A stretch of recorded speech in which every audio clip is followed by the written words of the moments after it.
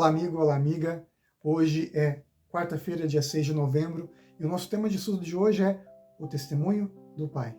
Até aqui nós vimos muitas testemunhas: João Batista, a mulher samaritana, o homem cego, né, que agora estava vendo. Nós vimos a multiplicação dos pães e peixes. Nossa, muitos sinais ali, Nicodemos tendo aquela entrevista com Jesus, pessoas aceitando. Nós temos Natanael, né, tão especial, a figueira, Filipe, André, Pedro, João. Nós temos muitas testemunhas que falaram de Deus, mas hoje nós vamos falar sobre o próprio Deus dando testemunho de Jesus. Algumas pessoas acreditam que o Pai, o Filho e o Espírito Santo são um só Deus. E eu acredito também nisso. Eu acredito na Trindade. Mas eles são um só Deus, mas são três pessoas. E isso é muito claro no ministério de Cristo. Quando Jesus foi batizado, ouviu-se a voz do céu que dizia: "Este é o meu Filho amado, em quem me comprazo", e uma pomba desceu. O Espírito Santo em forma corpórea desceu. E Jesus estava ali na água. Nós temos as três pessoas que são um só Deus. E isso é muito maravilhoso e também um mistério para a gente, mas é claro, evidente nas Escrituras, que realmente é um Deus em três pessoas. Não uma tríade, mas uma trindade. Não três deuses, mas um só Deus.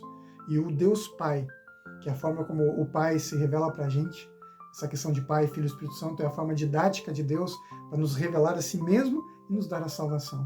E a pessoa do Pai, que está sentado no trono do céu, deu testemunho de Jesus. Ele disse: "Esse é meu Filho amado, em quem me comprazo". Ele também diz para a gente, em João capítulo 5, versos 36 a 38, isso, que Jesus é o Filho de Deus. Nós temos outros textos bíblicos aqui que nós vamos estudar hoje sobre o testemunho do Pai. E eu quero que você preste muita atenção comigo em algumas verdades que Deus nos apresenta.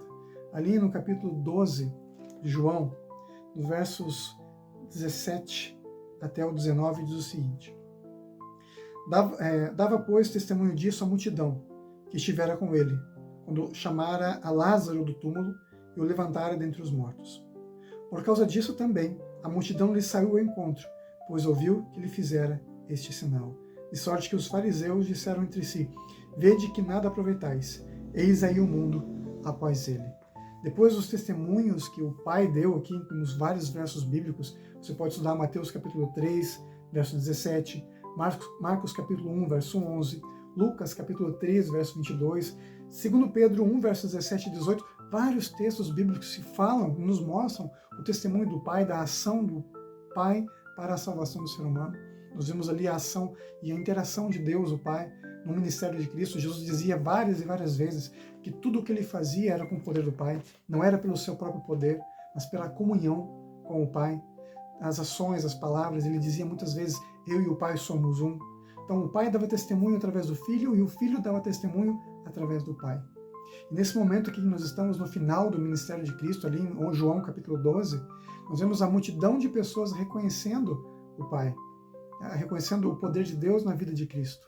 E como o Pai reconhece Jesus todos os dias, todos os momentos, nós também vemos uma ação, uma reação dos fariseus. Eles estavam mortos de inveja, mas morrendo de inveja. E diziam: "Vejam, está aí o mundo atrás dele". Eles estavam querendo de todas as formas matar Jesus, acabar com o ministério de Jesus, mas não conseguiam, porque o ministério de Jesus tinha o selo do Pai, tinha o selo de Deus. Eu lembro que depois que Jesus morreu e foi ascendido ao céu, ascendeu ao céu, os apóstolos foram perseguidos pelo Sinédrio, que era o conselho judaico, e o velho Gamaliel, que era um mestre de Israel, disse: "Olha, se nossa ação contra os discípulos for contra seres humanos, a gente vai conseguir. Mas se a ação deles, esses discípulos de Jesus, for pelo poder de Deus, não tem nada que a gente possa fazer contra eles". E Gamaliel estava certo. O ministério de Cristo tinha o testemunho de Deus, tinha o carimbo do Pai. E eu quero ler para vocês também alguns textos que falam como Jesus glorificou o Pai. Vamos ao capítulo 12, aqui nós já estamos, mas no verso 28, que diz assim: "Pai, glorifica o teu nome". Então veio uma voz do céu, olha só, a voz do céu, a voz do Pai, que disse: "Eu já o glorifiquei e ainda o glorificarei". A multidão, pois, que estava ali, tendo ouvido a voz, dizia ter ouvido um trovão. Outros diziam: "Foi o anjo que lhe falou". Então explicou Jesus: "Não foi por mim que veio esta voz, e sim por vossa causa. Chegou o momento de ser julgado este mundo, e agora o seu príncipe será expulso. E eu, quando for levantado da terra, atrairei todos a mim mesmo. Isso dizia, significando de que gênero de morte estava para morrer. Olha que maravilhoso. Nesse momento nós vemos o próprio Pai dizendo com todas as palavras que glorificou o ministério de Cristo e que ainda assim Jesus seria glorificado. Mas a glória que Jesus seria glorificado era a cruz. Foi o que Jesus disse. Eu, quando for glorificado, atrairei todos a mim mesmo. E o texto bíblico diz que essa era uma referência ao sacrifício de Cristo, como Jesus morreria.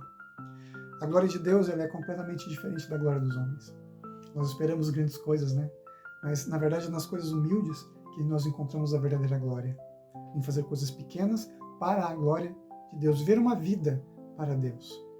A glória de Deus era o sacrifício da cruz. Por quê? Porque existia um propósito. E qual seria esse propósito? A nossa salvação, a minha salvação, a sua salvação, meu querido irmão, meu querido amigo, minha querida irmã, minha querida amiga. Quando nós nos encontramos com Jesus, isso é glória de Deus que se manifesta nas nossas vidas. Deus deu o testemunho de que Jesus era glorificado, e o seu ministério era glorificado, porque ele estava nas mãos de Deus, o Pai. Quer você também ser glorificado no Filho, para a glória do Pai? Então convido você a juntos orarmos. Querido Pai que estás nos céus, reconhecemos o ministério de Jesus como o ministério da glória. Não da glória dos homens, não da esfera do pecado, mas na esfera de Deus, a glória de Deus.